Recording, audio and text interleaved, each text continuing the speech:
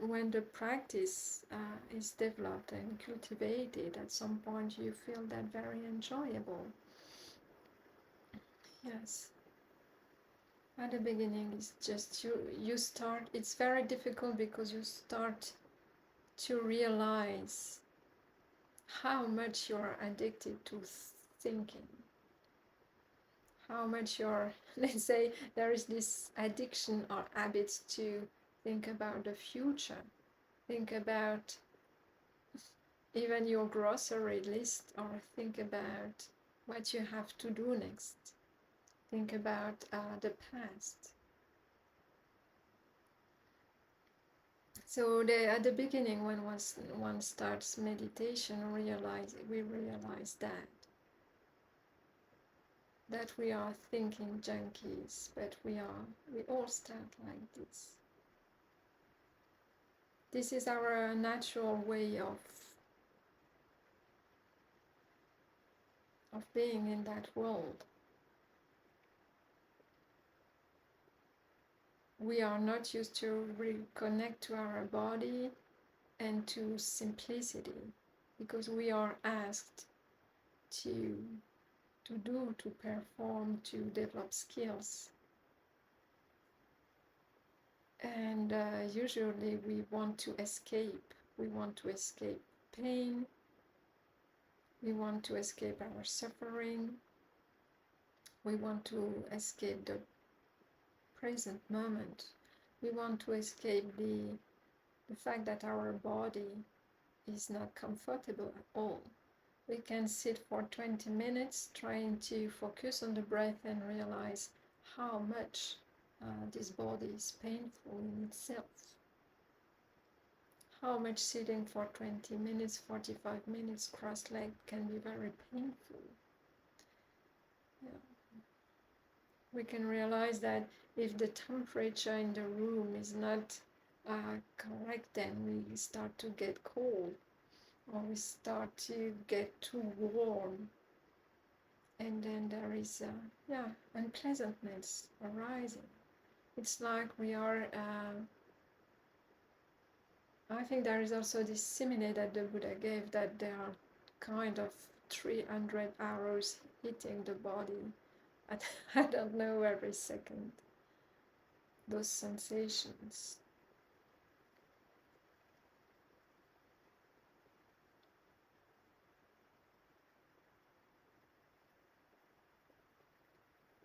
And we have the tendency at the beginning, when we start meditating, to judge ourselves, because we are used to do that all the time. We have this, as Ajahn Susedo calls it, the inner tyrant. And what we are trying to do with this meditation is actually to use the mind to, let's say, to get away from this inner self-talk and to put it at another kind of use that is very, very simple. But of course, we want to, at the beginning, this simplicity looks kind of silly things or dumb things to do, to be so simple. Because we are used to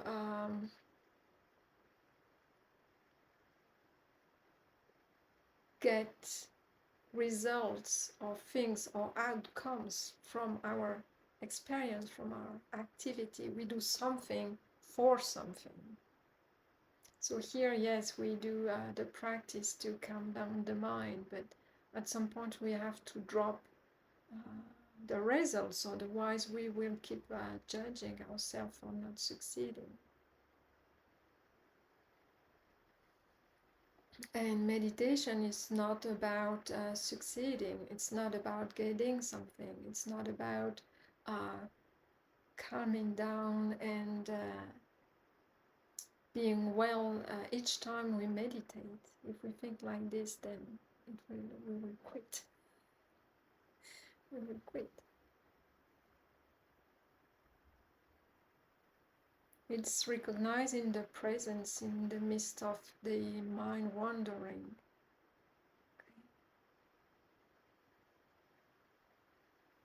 And accepting it, and then start again, start fresh. Every moment we can start fresh and reconnect to the breath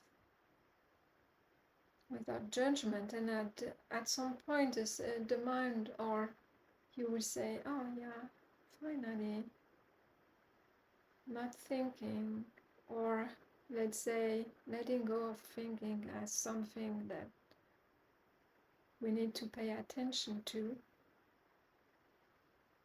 Yeah, there is a kind of soothing effect of reconnecting to the breath over and over again. And then it can deepen. And you will see over time that the time gap between thoughts will increase. And then at some point, even the thinking will become annoying. Just want to stay with the breath. Why? Why is that? Because you will realize that the burden, the suffering comes from mental formations. Because mental formations, they arise because there is something very important in them. Something that is very important is me, right? Me, my desires, my like and my dislikes, how I can control and change my life and the condition outwards so that I can have what I want, I can get rid of what I don't want. The desires, the thinking about the sense pleasures, what kind of actions to do in order to be comfortable, to eat good food, to see some beautiful things, and yeah, everything that is about sense pleasures. We build our life around that. And with meditation, with putting the mind away from those elaborations about me, mine, myself, and desires, then we realize the suffering is strongly decreased. Even completely reduced. That in this selflessness, there is peace.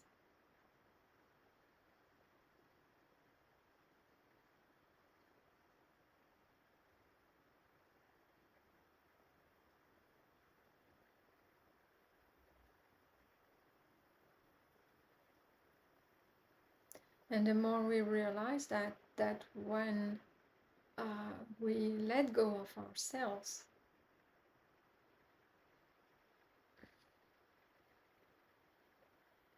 the more when we realize that there is this cessation of suffering, then the more we are prone to, or we want to cultivate mindfulness and meditation. Yes. Because this is what we are, callessness. There is actually no I, no me. Nothing belongs to me. This is just an idea, what we call delusion in Buddha's teaching. This is wrong view, actually. You calm the mind, and then you start to inquire about who you are, what you are. Try to find yourself in your body. We identify with our body. Yes, I am this body. Yes. Or you can understand that, of course, you are not your liver, you are not your stomach. Yes, it's obvious, but still you keep thinking that you are some kind of solidity, or inside this body, or you are this body, or this body is yourself. The liver or the spleen or the stomach or the intestine, they do not say I. Who is saying I? Who is saying this is me?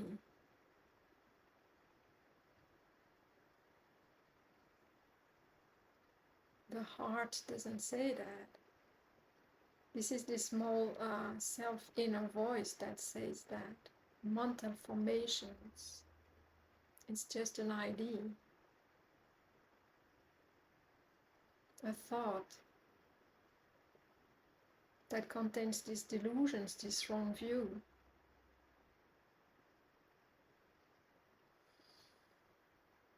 And this is the origin of all the problems that you can have. This is why we bring back the attention inside to inquire about that, about this fundamental delusion that we all have, or that we are born with. And there is this consensus in reality with everyone. Everyone believes that in themselves, in him or herself, like being this body, being an actor in the world. And because everyone thinks the same, then there is no question.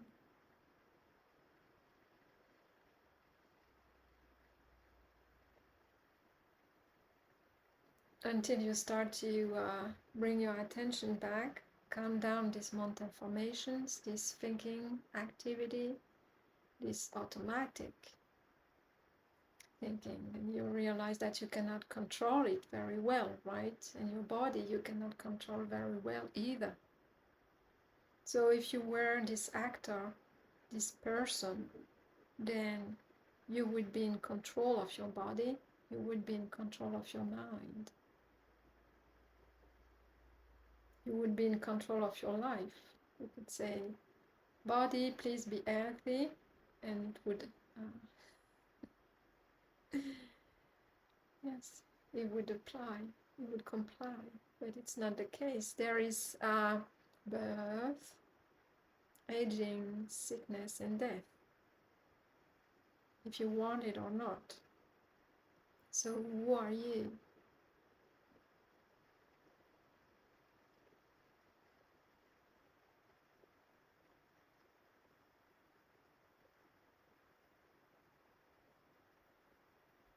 If you look at the content of your thoughts, you will realize that, yes, it's all about you yourself, and how you relate to other people, and about judgments,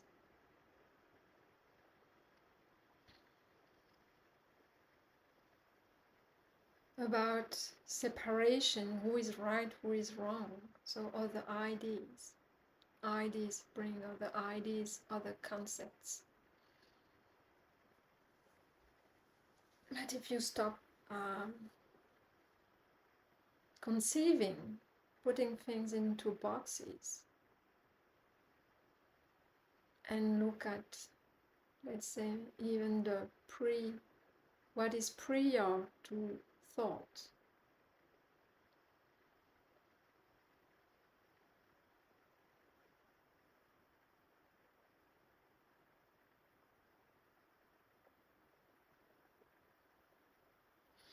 Just for a moment, you can look, for example, in front of you, and if there is a wall, just look at that wall.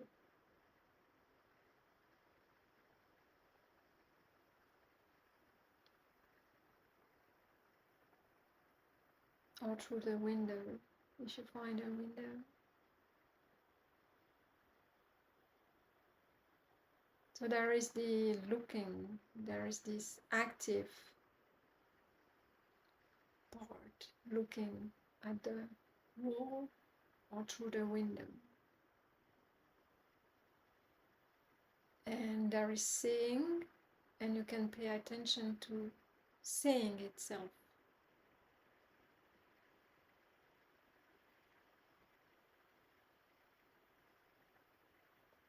Not about what is seen, but about seeing.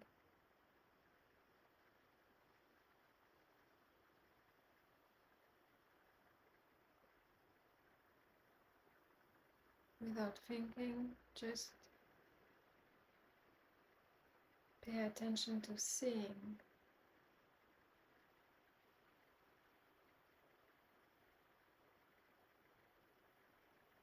And I don't know what is your experience, but if I bring back my attention to seeing, then there is just seeing and there is nothing else.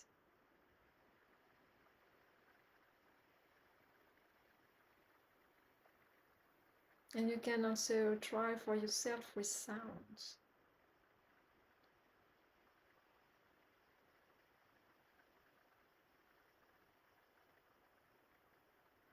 You can catch a sound,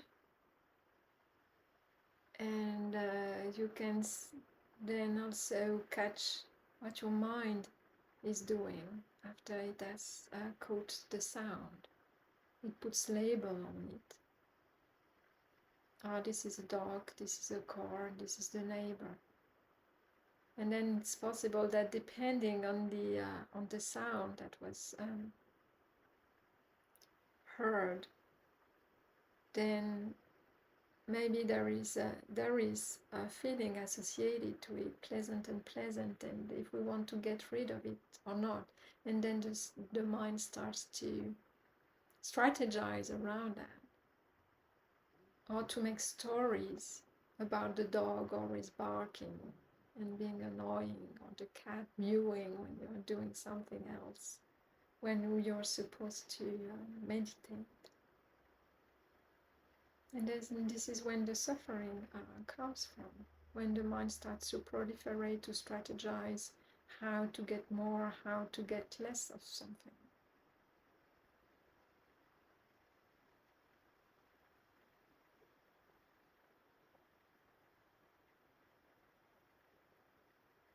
The suffering is in the desire to change the conditions around your life, around what is happening. But if there is no I, if it's dropped, is with wisdom you realize that there is nothing that is me, that is mine, that is myself. If sounds are just sounds,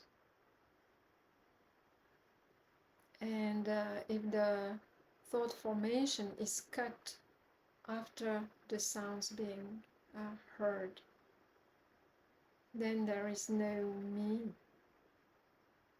wanting something, wanting things to be different, and then it's peace. It's peaceful when there is no one in the house, I would say. Because there is nothing to change. Sound is sound. Seeing is seeing. Right? Even thoughts. Cognizing is cognizing. Tasting is tasting. Smelling is smelling. Touching is touching.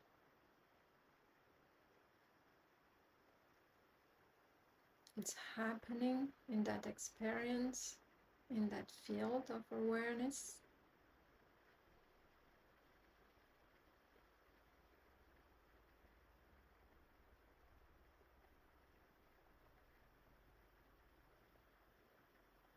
And it doesn't need any I, any me to occur. It happens. It arises, passing away, and then next thing. And there is the knowing of all of that.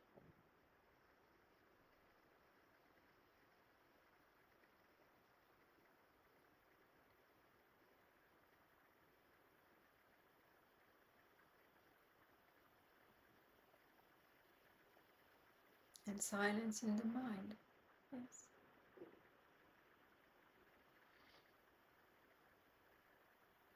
So in the Buddha's teaching, there are those three pillars I always talk about. First, we develop morality, then samadhi, concentration through meditation, and then we inquire into the nature of impermanence, of suffering, and of non world self. So anicca, anatta, and dukkha. For everything that constitutes our experience, we inquire. So we choose one characteristic, or it's called also one mark of existence, and we look at the impermanence of that thing, or the fact that it doesn't belong to me. So how do you do that? So for example, you can be in a room and find some objects that seemingly belongs to you. So I don't know, this cup that I got at Christmas, is it mine really? So, or you kind of your clothes, the clothes are very kind of programmed, I would say. Okay. Your favorite warm clothes. Okay, that's mine. It fits my body. I like it very much. So you pick up something that feels very personal. Okay, and then you inquire, what makes it so mine? And because I think it's mine, if someone else just take it and put it without asking, that you see your reaction, that's mine. But who said that it's yours? And when you're gone, is it still yours?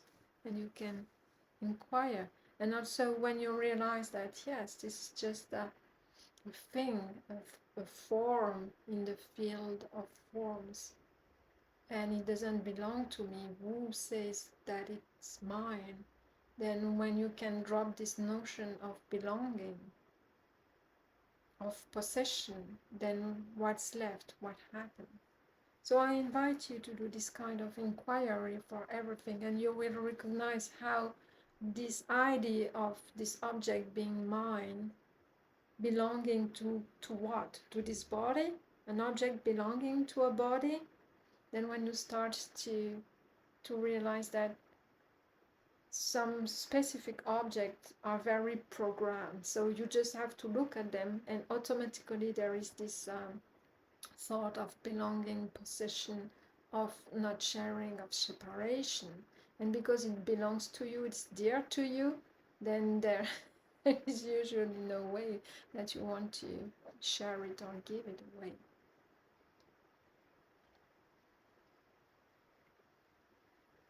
So this is what you can do, and you can do it for almost everything. It's encouraged to do it for everything, not only object but also status or roles. And this is how you start to inquire, and you start to see where are the wrong views, and you start to let go of your positions and of this inner fundamental delusion. And then if that occurs, you can see that there is kind of relief occurring. So that's the work to be done. And that was the reflection of the day.